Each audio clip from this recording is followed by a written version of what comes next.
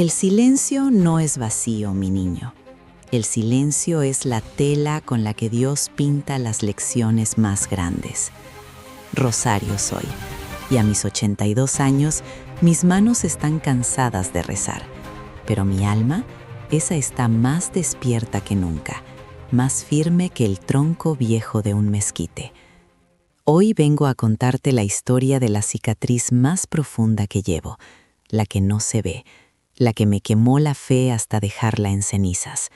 Vengo a hablarte de por qué, por un tiempo largo y oscuro, casi dejé de ser católica cuando me pasó aquello. Sé que muchos de ustedes han sentido este mismo frío. El momento en que la vida te golpea tan fuerte que miras al cielo y no ves un padre, sino un desierto sordo. Si alguna vez te has sentido abandonado por la fe que te crió, quédate aquí. Porque esta es una historia de cómo se rompe la vasija para que la luz pueda por fin salir. Te ruego, antes de que abramos esta herida, que si mi voz, mi experiencia o el simple eco de mi rezo te llega al corazón, me des tu apoyo. Suscríbete, oprime ese botoncito y así permites que este testimonio de vida no se pierda en el viento, sino que llegue a otro corazón que esté en su propia noche oscura. Porque la fe no es solo rezar, la fe es compartir la lámpara. Bloque 1. La fe inquebrantable y el silencio de Dios. Mi vida siempre fue un rosario. Crecí con el aroma a incienso de la iglesia de San Judas Tadeo. Éramos pobres, sí, pero ricas en promesas. El catolicismo no era una opción. Era la tierra bajo mis pies, el aire en mis pulmones. Yo era de esas que, al entrar a la iglesia, no solo doblaban las rodillas, sino que sentían que la Virgen de Guadalupe la abrazaba con su manto. Mi fe era de esas que no dudan, de esas que, al ver un milagro, dicen, claro, Dios es bueno. No había crisis, no había preguntas, solo la certeza del credo que recitaba sin fallar. Me casé con un buen hombre, simple y trabajador, que me dio la alegría más grande, mi primer hijo. Lo llamamos Miguel, un hombre de arcángel, porque era un niño fuerte, con ojos que parecían guardar el cielo. Su llegada fue como un día del patrón personal, una fiesta de luces y alabanzas. Yo le rezaba a San Antonio, a Santa Cecilia, a todos los santos. Le tejí ropones de bautizo con la devoción de una monja. Pensaba, si la fe me ha dado esto, ¿qué más puedo pedir? Creía que la fe era un escudo perfecto, una garantía de que el mal no tocaría mi casa. Qué equivocada estaba. La vida, mi corazón, te enseña a la fuerza que el amor más grande trae consigo la posibilidad del dolor más profundo. La enfermedad de mi niño fue rápida, fulminante, como un rayo en un cielo despejado. Un día lo tenía en mis brazos, cantándole un Ave María chiquito, y al siguiente sus ojos se cerraban para siempre. No hubo tiempo para novenarios, no hubo tiempo para la resignación, solo un vacío que me succionó el alma. Y entonces todo se detuvo. Yo, Rosario, la mujer que había encendido más velas que cualquier otra en el pueblo, la que había ayudado en todas las fiestas de Cuaresma, la que había barrido la iglesia con amor, me encontré de rodillas, pero por primera vez no estaba rezando, estaba gritando en silencio. Miré el crucifijo de madera que me había dado mi abuela, y lo único que pude ver fue una figura inerte, un Dios que permitía que la maldad se llevara la inocencia.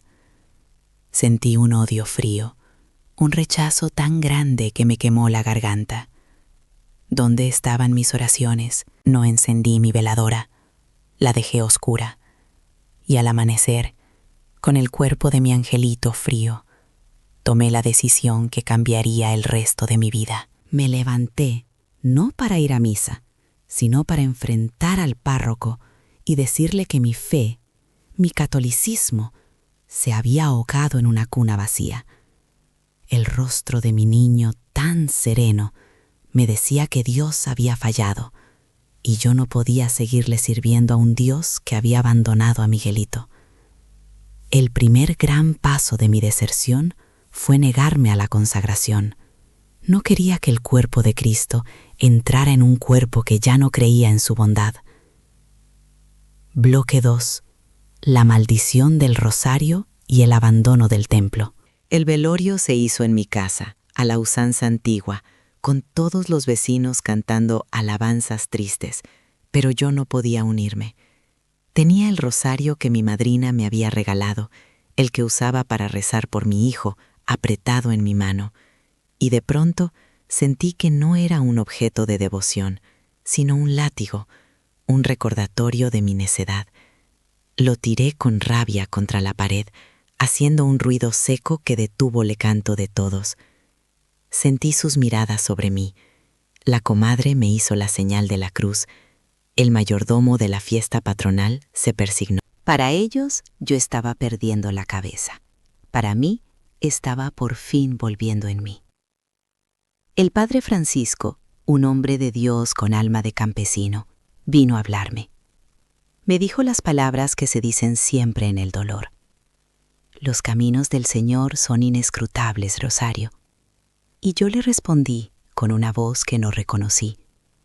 Padre, si el camino de Dios lleva a una tumba abierta, yo prefiero perderme. Le dije que la Guadalupe se me había secado en el corazón, que la dulzura de la Virgen María me parecía una burla. Le dije que yo no quería un Dios de misterios, sino un Dios de respuestas, y que Él no me había dado ninguna. La gente de mi pueblo me veía con pena, pero también con una distancia temerosa. Yo era la prueba viva de lo que pasaba cuando la fe no era suficiente. Dejé de ir a misa. Los domingos, mientras las campanas del Ángelus sonaban, yo me sentaba en el patio, viendo cómo el polvo se levantaba. Dejé de cocinar, dejé de hablar. Mi esposo me miraba con ojos de cordero degollado, sin saber cómo devolverme a la mujer que había amado. Él seguía yendo a la iglesia, rezando por dos, y yo lo dejaba ir, deseándole, con una parte oscura de mi alma, que él también encontrara el vacío que yo sentía. El dolor se convirtió en una armadura. Me volví una anacoreta, pero no de Dios, sino del dolor. Mi casa se hizo un lugar de penitencia, pero no por el pecado, sino por el castigo. Mi fe de años se desmoronó como un castillo de arena. Empecé a pensar en irme, ir a otra ciudad, donde nadie conociera a la Rosario que era, la católica devota. Quería dejar atrás no solo el cementerio donde yacía mi hijo, sino también el templo, la comunidad, el mismo idioma de mi fe. Un día, agarré un bolso con lo poco que tenía, sin decirle nada a mi esposo. Le dejé una nota simple que decía: «Me voy a buscar un lugar donde Dios no me conozca». Caminé hasta la carretera. El sol me quemaba la cabeza, pero el frío estaba adentro. En ese momento, en esa carretera polvorienta, lejos de la sombra de la cruz, sentí una paz terrible, la paz de la rendición. Ya no tenía que luchar, ya no tenía que creer, ya no tenía que justificar el sufrimiento. Era libre, pero una libertad vacía. Iba a subirme a un autobús que me llevaría al norte, a miles de kilómetros de mi Día de Muertos, de mis tradiciones, de mi misma esencia. Me sentía ya casi no católica, una hoja seca arrastrada por el viento. Estaba a punto de cruzar la línea, de comprar el boleto, cuando una anciana, una viejita de 100 años, me detuvo, no con palabras de Dios, sino con algo tan simple que me congeló la sangre. Bloque 3. El hilo de la misericordia y el quiebre del alma. Mid-Video CTA. La anciana estaba sentada junto a la parada de autobús. Tenía la piel como pergamino y un rebozo gastado. Me miró con unos ojos de un azul tan profundo que parecían ver mi alma. Yo estaba con mi bolso, esperando la hora, mi corazón latiendo en un ritmo de huida. Y ella, sin decir nada sobre Dios, ni sobre la fe, ni sobre mi dolor, me extendió la mano. En ella tenía una naranja simple, de las que se compran en cualquier mercado. Me dijo, con una voz rasposa como arena: «Hija, come algo. Llevas mucha rabia para el camino, y la rabia es pesada, y una mujer que huye debe ir ligera». Yo la miré, furiosa. «¿Usted qué sabe de mí? ¿Qué sabe de rabia o de caminos?» Ella sonrió. «Sé que estás huyendo de aquel que te dio la naranja». Yo apreté los dientes. ¿Aquel? ¿Aquel que me quitó lo que más amaba? No quiero su naranja, ni su piedad, ni su Dios. La viejita no se ofendió. Siguió sosteniendo la naranja. «No es de él, es de mis manos». Pero mis manos, Rosario, y el hecho de que supiera mi nombre me dio un escalofrío. Mis manos se mueven porque el sol las calienta. ¿Y el sol de quién es, mi niña? No te pido que reces. Te pido que no mueras de hambre en el camino. Ese simple acto, esa naranja ofrecida sin sermón, me rompió. No fue un milagro de fuego. Fue un acto de misericordia tan humano, tan tangible, que no pude rechazarlo.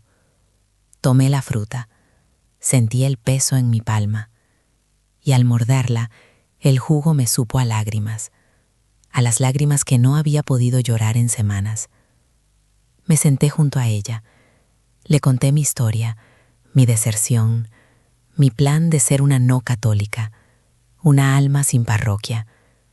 Ella me escuchó sin interrumpir, sin citar de la Biblia. Cuando terminé, me preguntó: ¿y a dónde vas a ir para que no haya sufrimiento? ¿Dónde vas a vivir para que no haya muerte? ¿Vas a vivir en la luna?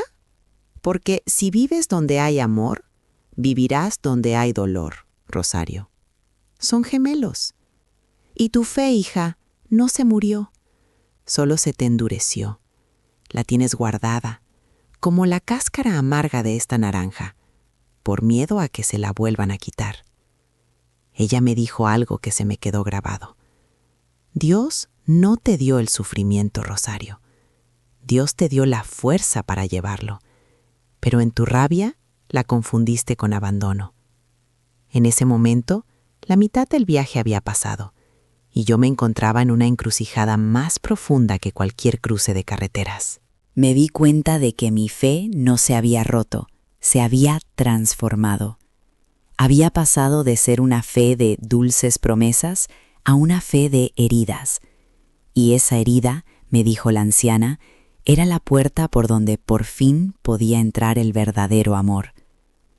Dime, tú que me escuchas, con tu corazón en la mano, ¿cuál es la palabra, solo una palabra, que describe la cicatriz más grande que llevas?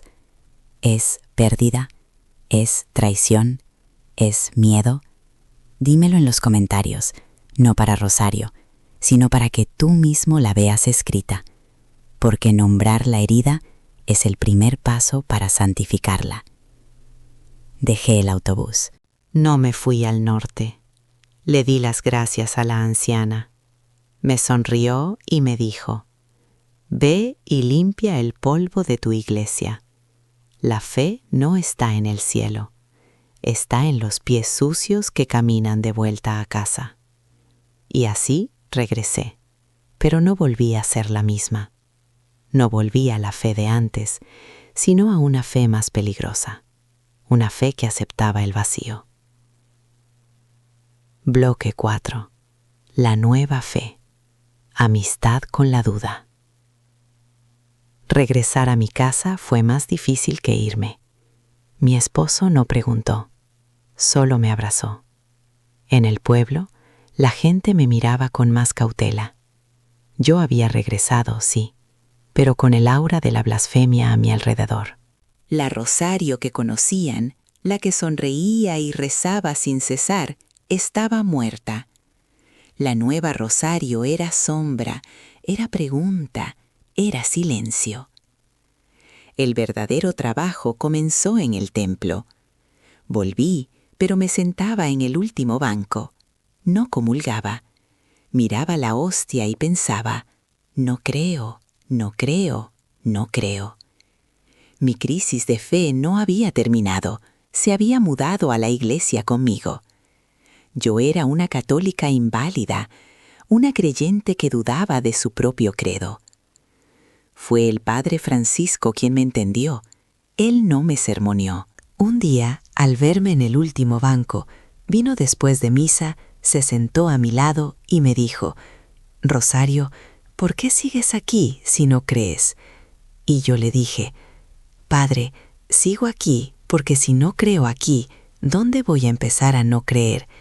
Aquí al menos sé la historia, sé la música, y si un día mi corazón despierta, esta es la única casa que conoce».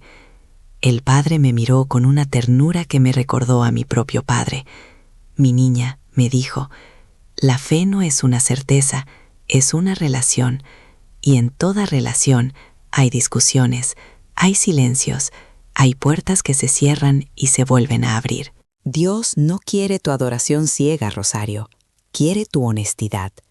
El sufrimiento te ha hecho un regalo terrible, te ha hecho amiga de la duda. Amiga de la duda. Esa frase me transformó. Me di cuenta de que mi antigua fe era fácil porque no había sido probada. Era una fe para días soleados.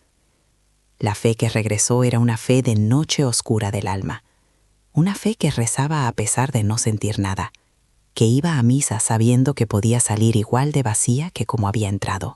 Empecé a encontrar a Dios no en el altar, sino en la comunidad, en la conformidad silenciosa de los otros que también cargaban sus propias cruces. Fui a visitar el cementerio para el Día de Muertos. Antes, ese día era una explosión de color, pero ahora era una confrontación. Puse las flores de cempasúchil en la tumba de mi Miguelito y me senté. Por primera vez, en lugar de preguntarle a Dios por qué, le pregunté ¿cómo? ¿Cómo se vive con esta herida? Y la respuesta no vino del cielo, vino de la tierra, del recuerdo de la risa de mi hijo. Comencé a entender que mi catolicismo no se trataba de evitar el dolor, sino de darle un sentido al dolor. Se trataba de honrar a los que se fueron. Se trataba de que el amor que le di a mi hijo no se perdiera, sino que se convirtiera en un motor de ayuda para los demás. Me uní al grupo de alabanza del templo, pero ya no cantaba con la dulzura ingenua de antes. Cantaba con una voz ronca, la voz de una sobreviviente. Pasaron los años. El dolor no se fue, se mudó. Se convirtió en una habitación más de mi alma. Mi relación con la iglesia se hizo más madura, más crítica, pero infinitamente más sincera. Cuando rezaba el Padre Nuestro, la frase «hágase tu voluntad» ya no era una aceptación simple, sino un reto, una entrega, con los puños cerrados, pero al final, una entrega. Y fue en una de esas misas, después de años, que sentí un impulso que no había sentido desde la pérdida. Un impulso que me llevó, con el corazón temblando, a la fila de la comunión. Bloque D. La Eucaristía de la cicatriz y la bendición final. Pararme en la fila de la comunión, después de tantos años de negación y de dolor autoimpuesto, fue como caminar sobre brasas. Mis pies me temblaban, la cabeza me daba vueltas. Pensé, ¿y si miento? ¿Y si no creo lo suficiente? Mi fe, ahora, era como un pajarito herido en mi mano. Era frágil, pero viva. Cuando llegué frente al Padre Francisco, él me vio. En sus ojos no había juicio, solo una bienvenida silenciosa. Levantó la hostia y dijo, «El cuerpo de Cristo». Yo, Rosario, que había dudado de su existencia, de su bondad y de su piedad, pude decir sin mentir, aunque fuera con la voz rasposa de la duda, amén. Y al recibirla, no hubo un rayo de luz, ni una voz celestial. Hubo una sensación de peso. No el peso de la culpa, sino el peso de la realidad. El cuerpo de Cristo no era una píldora mágica contra el dolor, era la solidaridad del dolor. En ese pan sin levadura, comprendí que Jesús no me prometió una vida sin cruces, me prometió que cargaría la mía conmigo. Mi fe católica, la que casi dejé ir, se transformó en la fe de la comunión de los santos, no solo de los que están en el cielo, sino de los que estamos aquí, heridos. Mi catolicismo ya no es la regla estricta, es el abrazo de la comadre, es el apoyo del mayordomo, es la luz de la vela en un novenario por mi nieto que nunca conocí. Es la comprensión de que la Iglesia es una familia de pecadores y de heridos que intentan caminar juntos. Mi fe está cimentada en el dolor de mi Miguelito, no a pesar de él. Y a ti, mi niño, mi niña, que me has escuchado hasta el final de este largo rezo, de esta confesión pública. Si estás en tu propia noche oscura, si te preguntas por qué seguir, te digo lo que esa anciana me enseñó con una naranja. No busques a Dios en el trueno, búscalo en el hilo simple de la misericordia que te llega de otra mano.